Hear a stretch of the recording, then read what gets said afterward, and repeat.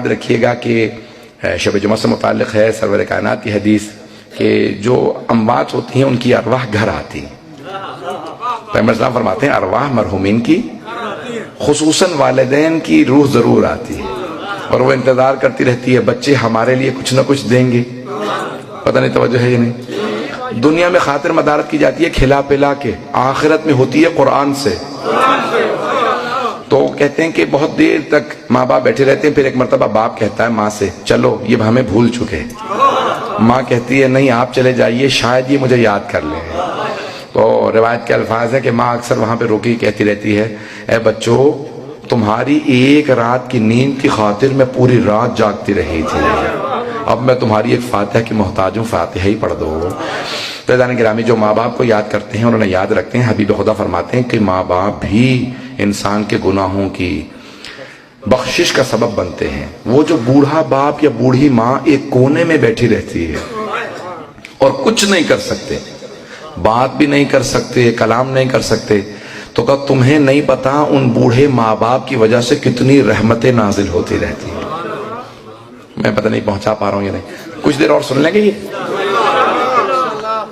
ایک باپ تھا بہت بوڑھا، اسے فالج ہو گیا، بیٹے نے کہا کہ بھئی میں باپ کو 6 مہینے خدمت کر چکا اور خدمت نہیں کر سکتا، تو میں کہیں اس کو باہر کسی باغ میں پھینک آتا ہوں، کچھ ہی عرصے میں انتقال کر جائے گا۔ جب باپ کو اس نے اٹھایا نا پھینکنے جا رہا تھا تو باپ نے کہا یہاں نہ پھینکنا، کچھ آگے جا کے پھینک دے۔ جیسے ہی وہ پھینکنے لگا تو کہا کہ بابا جان یہاں پہ پھینکنے کے لیے کیوں کہا آپ نے؟ کہا کہ میں اپنے باپ کو یہیں پھینک کے گیا تھا، میں چاہتا تھا آج مجھے پتا چلے میرے باپ پہ کیا گزری ہوگی جب میں اپنے باپ کو۔ عزیزان گرامی کبھی بھی ماں باپ کو نہ بھلائیں، اپنے ماں باپ کو یاد رکھیں، جو زندہ ہیں وہ ان کی خدمت کریں، زندگی میں بھی برکت ہوگی، اور اگر گزر چکے ہیں تو ان کے وہ فاتحہ سے ضرور یاد کریں۔ تو سرور کائنات نے بڑی محبت کا آپ کو آسرا دلایا، خود جناب آمنہ کے ساتھ کتنی محبت کا اظہار کیا کہ ان کی قبر مطہر پہ جب گئے۔ ایک اور جملہ پیش کر دوں، یہاں تک روایت ہے کہ جناب امیر نے بغیر امامے بغیر نالین کے آئے جناب سرور کائنات کی بارگاہ میں، آنکھوں سے آنسو بہہ رہے ہیں کہ یا علی یہ کیا حالت بنا رکھی ہے؟ تو آپ نے فرمایا یا رسول اللہ میری ماں کا انتقال ہو گیا، یعنی جناب فاطمہ بنت اسد کا، مدینے میں۔ تو رسول خدا نے کہا یا علی یہ مت کہیے آپ کی ماں کا انتقال ہوا، یہ کہیے یا رسول اللہ آپ کی ماں کا انتقال ہوا۔ کہ امی بعد امی، میری ماں کے بعد وہ میری ماں تھی، انہوں نے مجھے اتنی شفقت سے پالا کہ مجھے کبھی ماں کی کمی محسوس نہیں ہوئی، انہوں نے کبھی احساس نہیں ہونے دیا کہ میرے ماں باپ نہیں۔ سن رہے ہیں؟ اب سیرت نبی سے میں چند جملے مسائل کے پیش کرنا چاہ رہا ہوں، اگر سننا چاہیں۔ میں نے وعدہ کیا تھا میں کل مسائل پڑھوں گا۔ تو عزیزان گرامی جناب امیر نے کہا یا رسول اللہ میری ماں کا انتقال ہو گیا، رسول خدا نے کہا میں خود جاؤں گا۔ ایک مرتبہ خواتین سے کہا جو غسل و کفن کر رہی ہیں میری ابا میں دے رہا ہوں، میری چچی کو میری ابا کا کفن دے دینا۔ کہ جب کفن دیا گیا تو رسول خدا کی ابا اڑھائی گئی، رسول خدا نے خود جناب فاطمہ بنت اسد کے جنازے میں 70 تکبیرات پڑھیں، 5 واجب ہیں، وسائل الشیعہ کی روایت ہے، شیخ حر عاملی نے لکھا ہے۔ رسول خدا منافقین کی 4 پڑھتے تھے تکبیرات، مؤمنین کی 5 پڑھتے تھے، جناب جعفر طیار کی 40 تکبیرات پڑھیں، جناب حمزہ سید الشہداء کی اور جناب فاطمہ بنت اسد کی 70 تکبیرات پڑھیں، وسائل الشیعہ میں شیخ حر عاملی نے لکھا کہ 70 تکبیرات پڑھیں اور روتے جاتے تھے کہ پروردگارا میری ماں اٹھ گئی۔ بڑی محبت کا اظہار کر رہے ہیں، صحابہ دیکھ رہے ہیں کہ پیغمبر اسلام میں بھی مصائب پہ نہیں آیا، اس سے پہلے کہ میں مصائب کو پڑھوں خاص طور سے جملے سن لیجئے گا۔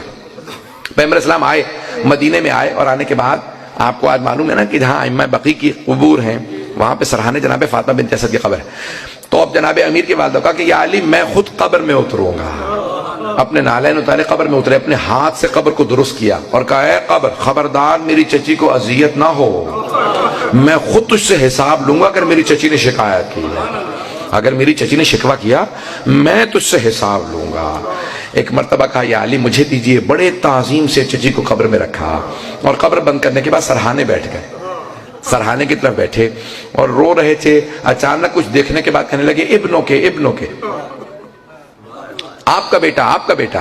کہا یا رسول اللہ، صحابہ نے سوال کیا یا رسول اللہ کیا معاملہ، آپ چچی سے کیا کہہ رہے ہیں؟ کہا کہ مرتبہ فرشتوں نے بڑے احترام سے میری چچی سے سوال کیا من ربو کے، آپ کا رب کون ہے؟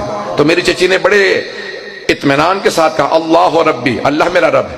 کہا فرشتوں نے فوراً سوال کیا من نبیک، آپ کے نبی کون ہیں؟ تو میری چچی نے فوراً میری طرف اشارہ کیا، محمد نبی، یہ محمد میرے نبی ہیں۔ کہ ایک مرتبہ فرشتوں نے سوال کیا من اماموں کے، آپ کا امام کون ہے؟ تو میری چچی نے مجھے دیکھا، میں نے فوراً کہا ابنوں کے۔ چچی جان کہہ دیجئے آپ کا بیٹا ہی آپ کا امام ہے، آپ کا بیٹا ہی آپ کا امام ہے۔ سارے مجمع کی توجہ میں خون جگر دے رہا ہوں اس ایک جملے کے لیے۔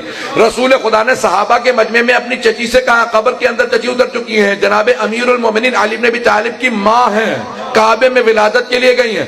کہا چچی جان جب فرشتوں نے پوچھا کہ آپ کا امام کون ہے، آپ کہہ دیجئے میرا بیٹا ہی علی ہی میرا امام ہے، میرا بیٹا میرا امام ہے۔ او مسلمانوں، جس علی کے ماں باپ کا ان کی امامت و ولایت کے بغیر گزارا نہیں، وہاں تیرا میرا کیسے گزارا؟